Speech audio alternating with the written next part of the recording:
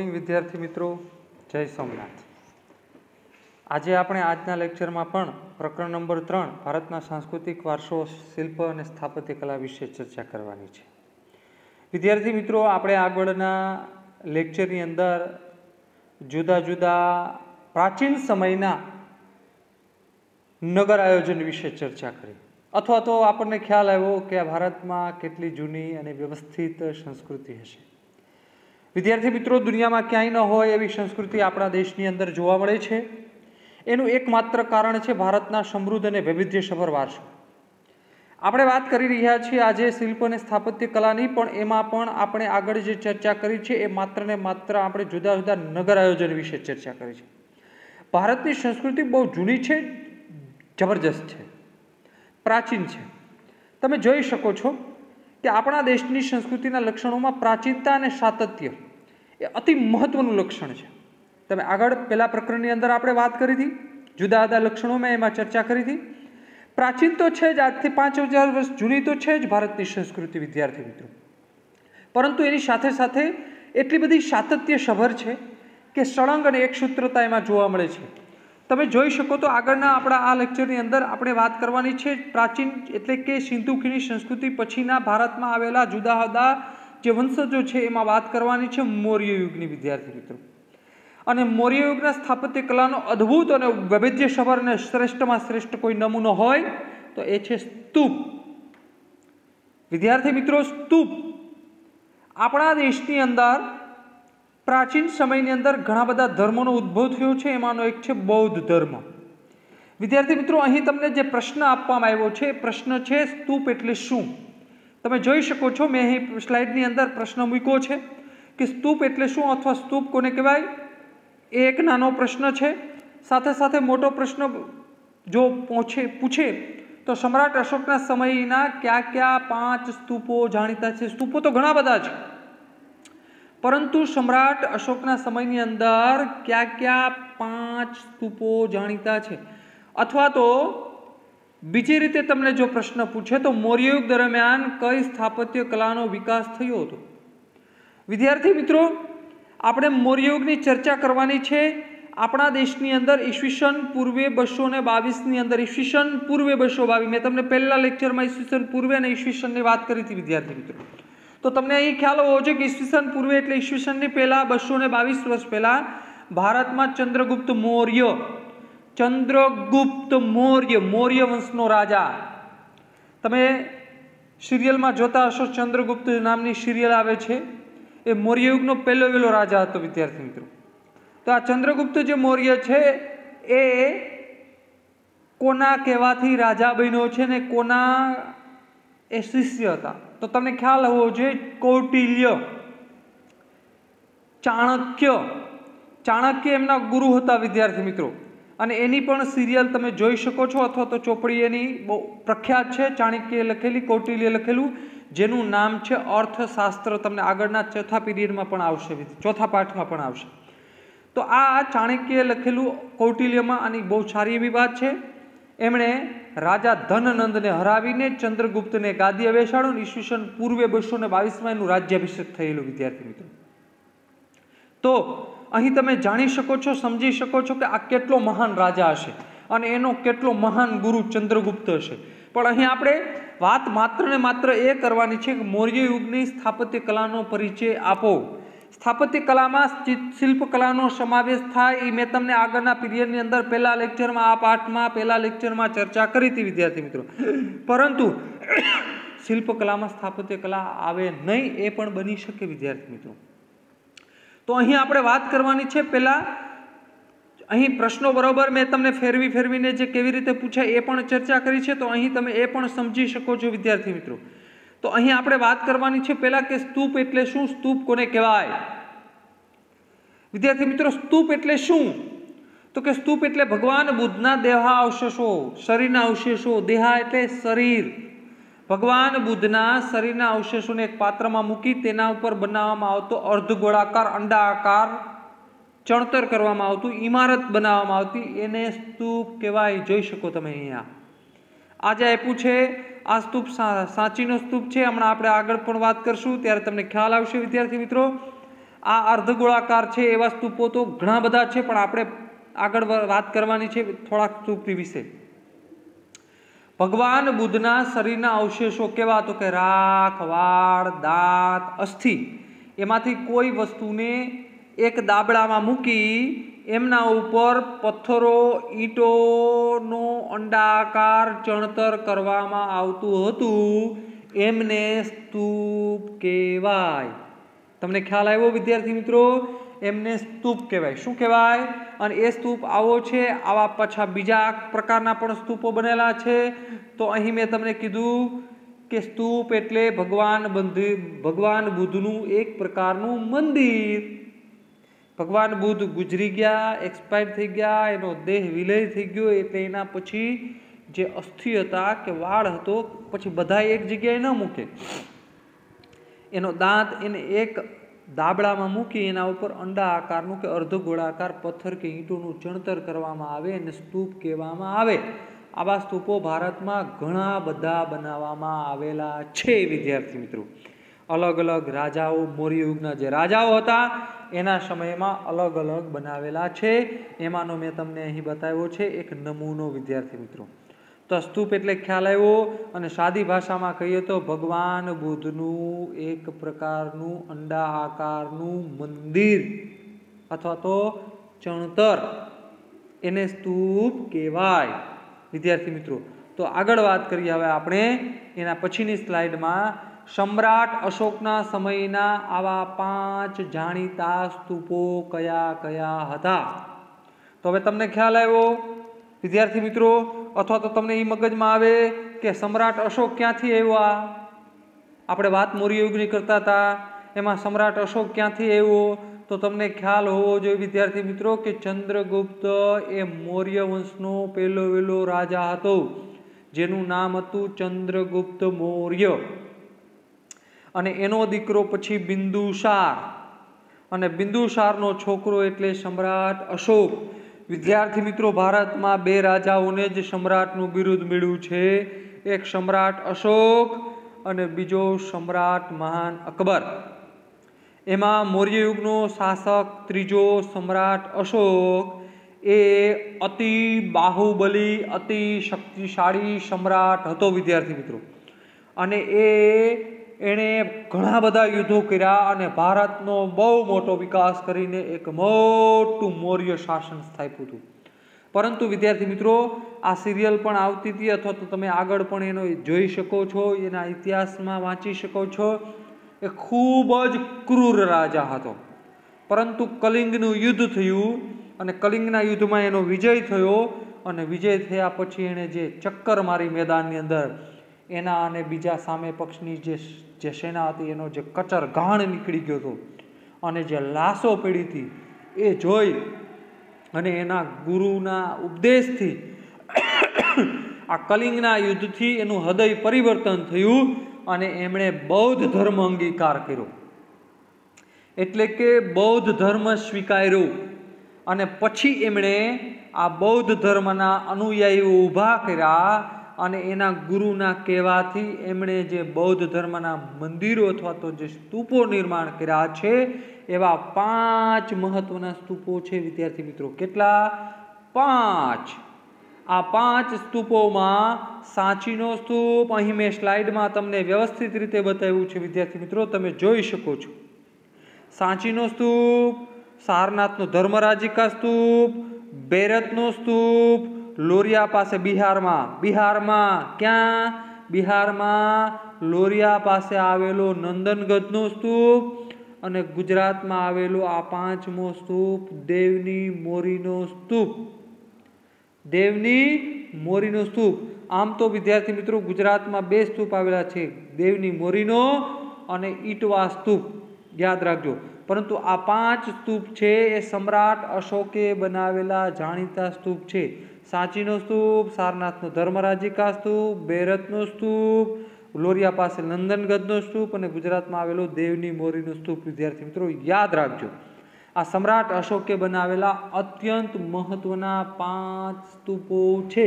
સ્તૂપ કેવા હોય એ મેં હમણાં તમને બતાવ્યું, કોને કહેવાય એ પણ હમણાં તમને સમજાવ્યું, એટલે યાદ રાખજો વિદ્યાર્થી મિત્રો. ઓકે, આગળનું હવે જોઈએ આપણે. તો હવે ખાલી આપણે સ્તૂપ વિશે ચર્ચા નથી કરવાની, પરંતુ મૌર્ય યુગ દરમિયાન, હમણાં મેં તમને વાત કરી વિદ્યાર્થી મિત્રો, ભૂલતા નહીં, મૌર્ય શાસન, મૌર્ય વંશ, પછી ગુપ્ત વંશ આવશે, પણ ગુપ્ત યુગના ચંદ્રગુપ્તે નહીં, પરંતુ મૌર્ય યુગમાં ચંદ્રગુપ્તે પહેલું શાસન સ્થાપ્યું વિદ્યાર્થી મિત્રો. ચંદ્રગુપ્ત એ મૌર્ય, ચંદ્રગુપ્ત મૌર્ય. તો મૌર્ય યુગ દરમિયાન સ્થાપત્ય કલામાં કયા કયા સ્થાપત્ય કલાના નમૂનાઓ જોઈ શકાય છે વિદ્યાર્થી મિત્રો? તો માત્ર અશોકે જ બનાવેલું છે એવું નથી. ચંદ્રગુપ્તના શાસનકાળ, પણ અશોકના શાસનકાળ દરમિયાન બહુ સારા એવા શિલ્પ અને સ્થાપત્યોનો વિકાસ થયો હતો, એ 100%ની વાત છે વિદ્યાર્થી મિત્રો. તો મૌર્ય યુગ દરમિયાન ભારતમાં બૌદ્ધ ધર્મના સ્તૂપો, વિહારો, ચૈત્યો, સ્તંભલેખો અને શિલાલેખો વગેરે ઉત્તમ સ્થાપત્યનું નિર્માણ થયેલું છે વિદ્યાર્થી મિત્રો. તો આપણે વાત કરી બૌદ્ધ ધર્મના સ્તૂપો. સ્તૂપ કોને કહેવાય એની ચર્ચા કરી. વિહારો કોને કહેવાય તમને ખાલી કહી દઉં છું. વિહાર એટલે બૌદ્ધ ધર્મના અનુયાયીઓ જ્યાં ધર્મનો અભ્યાસ કરે છે એને વિહાર એટલે કે ધર્મનો અભ્યાસ કરવા માટે જ્યાં રોકાય છે, અત્યારની હોસ્ટેલની વાત કરી એ. ચૈત્ય એટલે અત્યારની શાળા જ્યાં ધર્મના ઉપદેશોનો અભ્યાસ કરવામાં આવતો હતો એને ચૈત્ય એટલે કે એક પ્રકારનું મકાન જ હોય છે, પરંતુ બહુ સારી રીતે કોતરીને બનાવેલું. અને સ્તંભ લેખો એની હમણાં આગળ ચર્ચા કરશું. એક પ્રકારનો પથ્થર જેના ઉપર લખાણ હોય, અને શિલાલેખો એ પણ પ્રકારનો પથ્થર જેના ઉપર લખાણ હોય. આ બધા આપણે આ મૌર્ય યુગના શાસનકાળની કલા વિશેની ચર્ચા કરવાની છે વિદ્યાર્થી મિત્રો. કોની? મૌર્ય યુગની કલાની. તો આપણે જોઈએ મૌર્ય યુગના સ્થાપત્ય કલામાં પહેલા વાત કરવાની છે સાંચીનો સ્તૂપ. તમને પ્રશ્ન પૂછે કે સાંચીના સ્તૂપ વિશે માહિતી આપો. વિદ્યાર્થી મિત્રો, અહીં તમને એક વાત કરી દઉં કે સ્તૂપો તો પુષ્કળ છે. યાદ રાખજો, સ્તૂપો તો ઘણા બધા છે. હમણાં આપણે 5 સ્તૂપના તમને નમૂનાઓ પણ આપ્યા, પરંતુ એમાં ઉત્તમ પ્રકારનો જો કોઈ સ્તૂપ હોય, મૌર્ય યુગની સ્થાપત્ય કલા, યાદ રાખજો, સ્થાપત્ય કલા, શિલ્પકલા નહીં, મૌર્ય યુગની સ્થાપત્ય કલાનો કોઈ ઉત્તમ નમૂનો હોય તો એ છે સાંચીનો સ્તૂપ, જે અહીંયા હું તમને બતાવું છું. આ જે ફોટો છે આ સ્લાઇડની અંદર, આ જે ચિત્ર મેં સ્લાઇડમાં મૂક્યું છે એ સાંચીના સ્તૂપનું છે. કેનું છે? યાદ રાખજો વિદ્યાર્થી મિત્રો. આ મૌર્ય યુગમાં રચાયેલા સાંચીનો સ્તૂપ મધ્યપ્રદેશમાં આવેલો છે. ક્યાં આવેલો છે? મધ્યપ્રદેશમાં. અને આ સાંચીનો અસલ સ્તૂપ જે તે સમય અસલનો હતો, ઈંટોનો બનાવેલો હતો. અત્યારે કદાચ એના ઉપર પછીથી કામ થયું હશે, પણ એનો અસલ સ્તૂપ ઈંટોનો બનેલો છે. મેં તમને કીધું હતું ને કે સ્તૂપ એટલે ભગવાન બુદ્ધના શરીરના અવશેષો, દાંત, વાળ, રાખ, અસ્થિને એક પથ્થરમાં મૂકી એના ઉપર ઈંટોનું કે પથ્થરનું અંડા આકારનું ચણતર. તો આ જે સાંચીનો સ્તૂપ છે એ ઈંટોનો છે, જોઈ શકો તમે. છે ને? ફરી પાછો હું તમને બતાવીશ. આ સ્લાઇડમાં બતાવ્યું, ફરી પાછો આગળની સ્લાઇડમાં જઈએ. તે હાલના સ્તૂપ કરતાં કદમાં અડધો હતો. કેવડો હતો?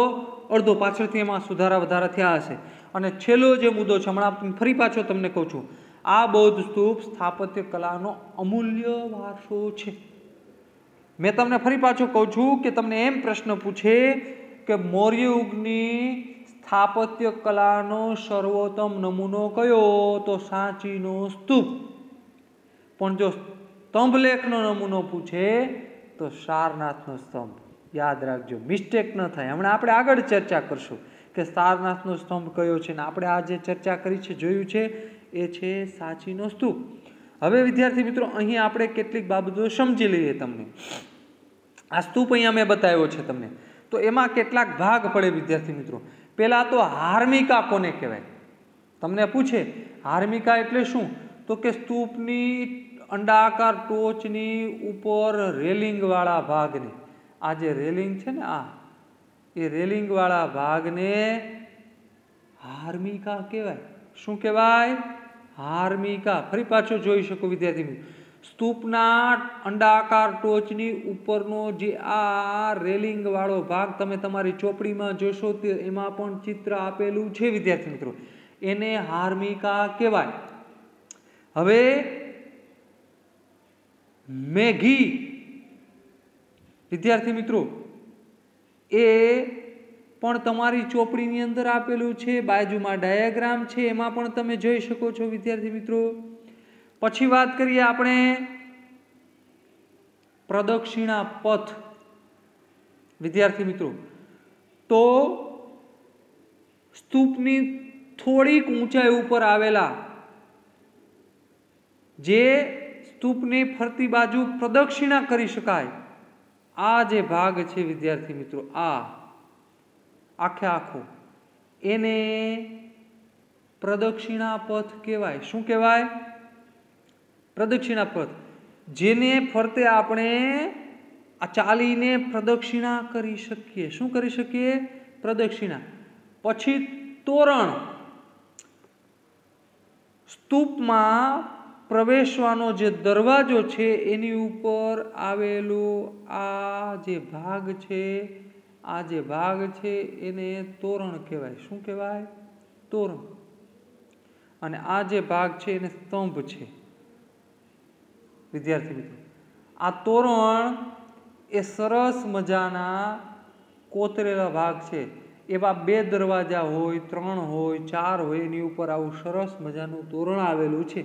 તમે તમારી ચોપડીની અંદર જોશો તો તમને ખ્યાલ આવશે, એમાં ડાયાગ્રામ પણ આપેલો છે, એટલે તમને ખ્યાલ આવે કે આ તોરણ છે, આ મેઘી છે, આ હાર્મિકા છે અને આ પ્રદક્ષિણા પથ છે। એટલે યાદ રાખજો, તમને કદાચ વિકલ્પોમાં અથવા તો ખાલી જગ્યામાં ક્યાંક પૂછે તો તમે જોઈ શકો।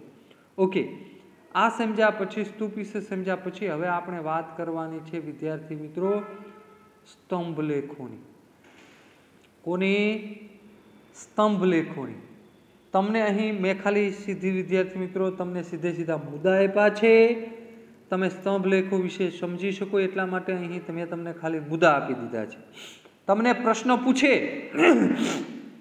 કે મૌર્ય યુગના શાસનકાળના સ્તંભ લેખો વિશે માહિતી આપો, તો મૌર્ય સમ્રાટ અશોકે પોતાના ધર્મના પ્રચાર માટે, ધર્મ આજ્ઞાઓ ફેલાવવા માટે વિદ્યાર્થી મિત્રો સમ્રાટ અશોકે કલિંગના યુદ્ધ પછી બૌદ્ધ ધર્મનો પ્રચાર અને ફેલાવો કર્યો, એને ધર્મ અપનાવ્યો અને પછી બૌદ્ધ ધર્મના ફેલાવા માટે ખૂબ પ્રચાર માટે પોતાની દીકરી સંઘમિત્રા અને પોતાના દીકરાને પણ શ્રીલંકા સુધી મોકલેલા છે।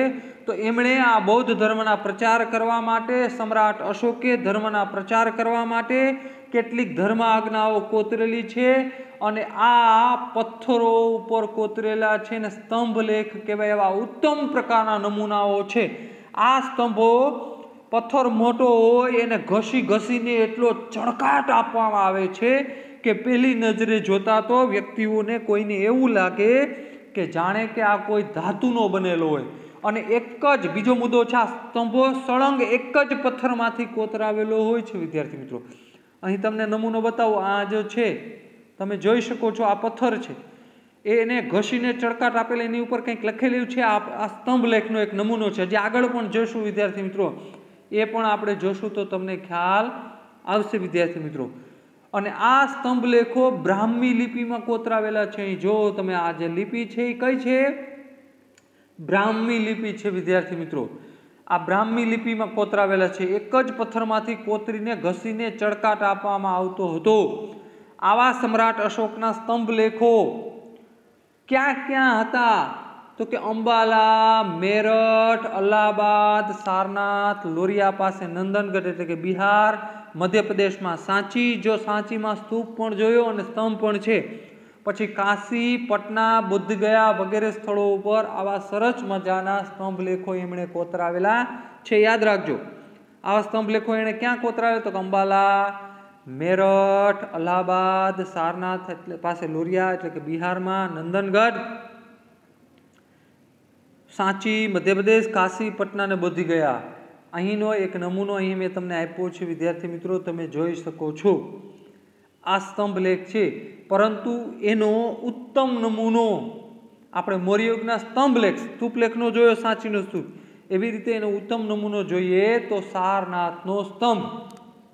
મેં તમને કીધું હતું કે જો તમને મૌર્ય યુગના સ્થાપત્ય કલાના ઉત્તમ નમૂના વિશે વાત કરે તો સાંચીનો, સારનાથનો, સાંચીનો સ્તૂપ અને સ્તંભલેખની વાત આવે કે શિલ્પકલા, ઓલો સ્થાપત્ય કલાની વાત કરતી, તમને મૌર્ય યુગના શિલ્પકલાનો ઉત્તમ નમૂનો જો કોઈ પૂછે તો એ છે સારનાથનો સ્તંભ। આગળની સ્લાઇડમાં તમને એનો બતાવું। આ વિદ્યાર્થી મિત્રો, એ સારનાથનો સ્તંભ છે, એ મૌર્ય યુગની શિલ્પકલાનો ઉત્તમ નમૂનો છે। શેનો?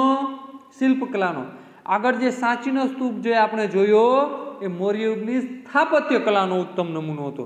તો આપણે સારનાથના સ્તંભ વિશે ચર્ચા કરીએ વિદ્યાર્થી મિત્રો, જોઈએ તો તમને ખ્યાલ આવશે। અશોકના શિલા સ્તંભો પૈકી સારનાથનો શિલા સ્તંભ એટલે કે સ્તંભલેખ એ ઉત્કૃષ્ટ શિલ્પકલાનો નમૂનો છે વિદ્યાર્થી મિત્રો, ઉત્તમ શિલ્પકલાનો નમૂનો છે।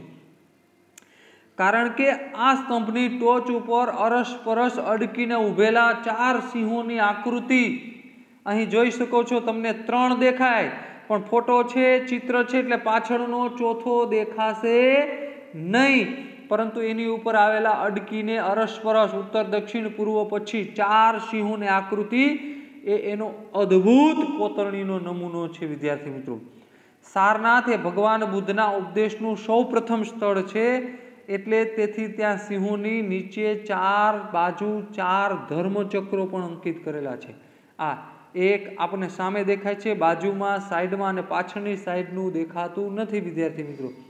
જો હું અહીંયા બતાવું છું તમને, આ સાઈડનું અને પાછળની સાઈડનું તમને દેખાશે નહીં વિદ્યાર્થી મિત્રો।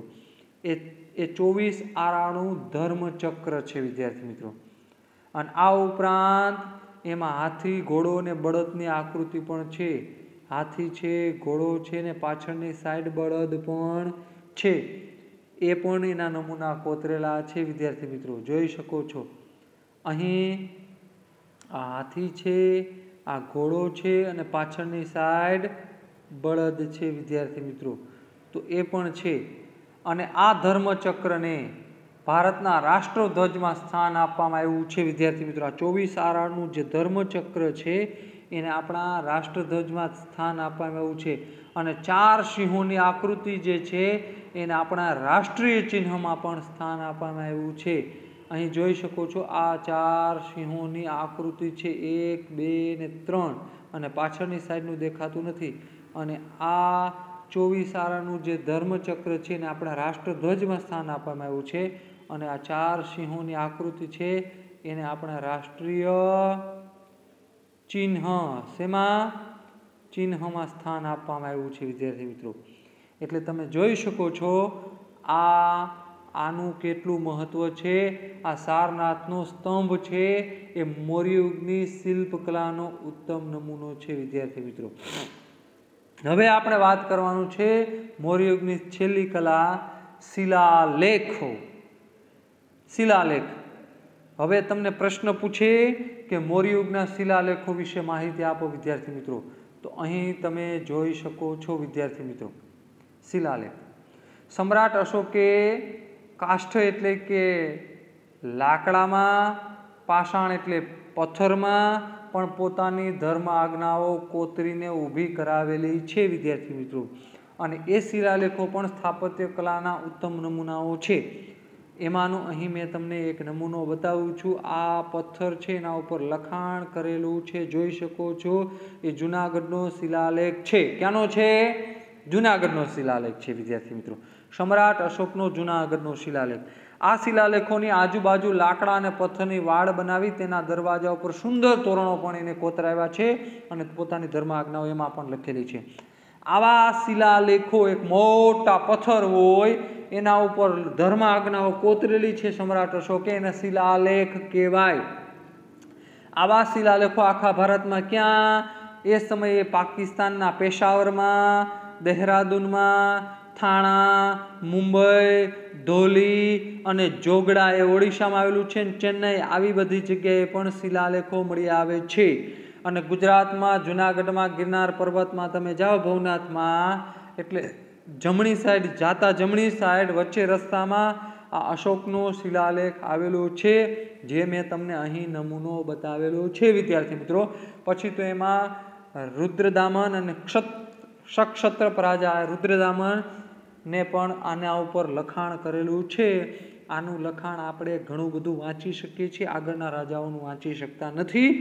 તો આ આપણે મૌર્ય યુગના શાસનકાળ દરમિયાનની જે કલાઓ છે, સ્તૂપ કલા અને શિલ્પકલા અને સ્થાપત્ય કલા વિશે ચર્ચા કરી. હવે આગળના પીરિયડની અંદર, આગળના લેક્ચરની અંદર આપણે એના પછીની કલા વિશે ચર્ચા કરીશું. અસ્તુ. જય હિન્દ, જય ભારત.